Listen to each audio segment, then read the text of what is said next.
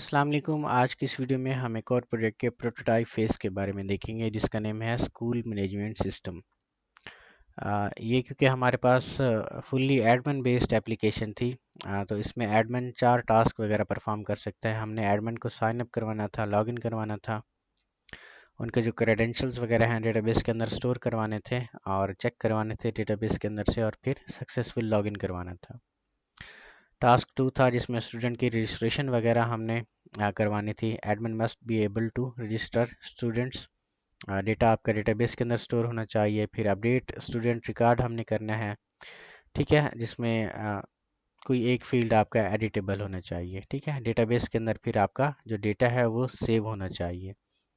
आपने फ़ाइल कौन सी सबमिशन करवानी है, एक आपकी पीएचपी की जो फाइल्स होंगी वो, और आपकी माई एसक्यूएल टेबल होगी, माई एसक्यूएल की जो फाइल होगी वो वाली, ठीक है। फिर आपने स्क्रीनशॉट्स वगैरह भी डालने थे एक अलग से फाइल बना के, जिसमें admin login, student registration, student register और अपडेट फंक्शनैलिटी वगैरह के स्क्रीनशॉट्स वगैरह होंगे।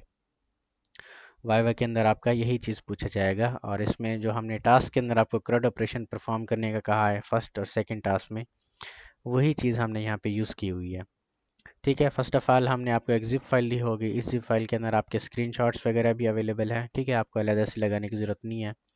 आपने इसको एक्सट्रैक्ट करना है। एक्सट्रैक्ट करने के बाद आपका एक फ़ोल्डर बन के आ जाएगा। इस फोल्डर को फिर आपने HDocs के अंदर जो फोल्डर बनाया था आपने, उस फोल्डर के अंदर जाके सेव करवाना है। हमने स्कूल के नेम से एक फ़ोल्डर बनाया हुआ है, इसमें वही फाइल्स डाली हुई हैं। देन आपने XAMPP सर्वर के ऊपर जाना है, अपाची और MySQL को स्टार्ट करना है, और यहाँ पे फिर कमांड देनी है लोकल होस्ट स्लैश, और जो आपने यहाँ पे फ़ोल्डर का नेम डाला होगा वही यहाँ पे आपने फ़ोल्डर का नेम डालना है। हमने स्कूल लिखा हुआ है तो ये स्कूल वाला फ़ोल्डर आपके पास यहाँ पे ओपन होके आ जाएगा।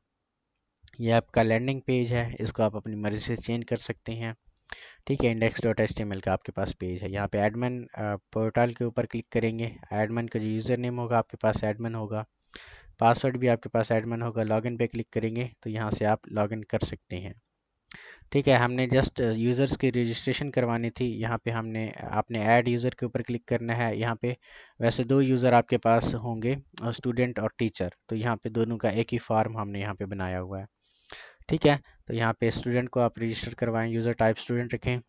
तो इसको हम ST00 स्टूडेंट आमिर के नेम से हम इसको ले लेते हैं, ठीक है।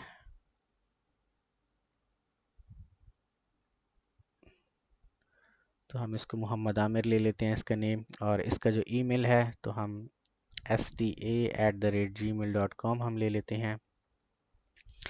पासवर्ड इसका आप 123 रख लें या कोई भी।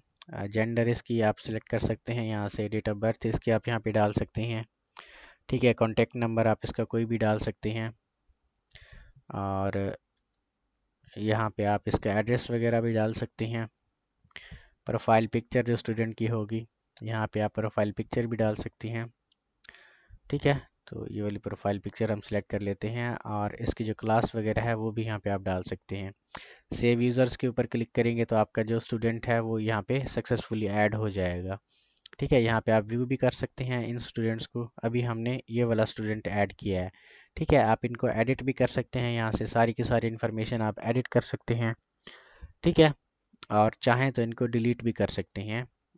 यहाँ से हम इसको डिलीट कर रहे हैं तो ये यूज़र आपका डिलीट हो जाएगा, ठीक है। अगर ये वाला भी डिलीट करेंगे तो ये यूज़र भी हमारा 10th वाला जो स्टूडेंट था वो डिलीट हो गया था, ठीक है। ये एडमिन ने परफॉर्म करना था स्टूडेंट की रजिस्ट्रेशन को। बाकी इसमें आप एडमिन वाले फोल्डर के अंदर जाएं तो ऐड यूज़र के अंदर आपका इंसर्ट का ऑपरेशन लगा हुआ है, एडिट यूज़र के अंदर आपका अपडेट का ऑपरेशन लगा हुआ है, मैनेज यूज़र के अंदर आपका अपना व्यू का फंक्शन लगा हुआ है, ठीक है, मतलब सेलेक्ट ऑल डेटा का। बाकी एडमिन लॉगिन कैसे कर रहा है, इसमें क्रेडेंशियल्स वगैरह को हम चेक कर रहे होते हैं एडमिन की टेबल के साथ, ठीक है। ओवरऑल ये सारी चीज़ें आपके पास इस तरीके से आ जाएंगी। बाकी इसमें कोई चीज़ अगर आपको समझ नहीं आती, आप प्रोटोटाइप को देखें, इसकी प्रिपरेशन करें। जहाँ से कोर्स समझ नहीं आता तो आप हमसे कांटेक्ट कर सकते हैं।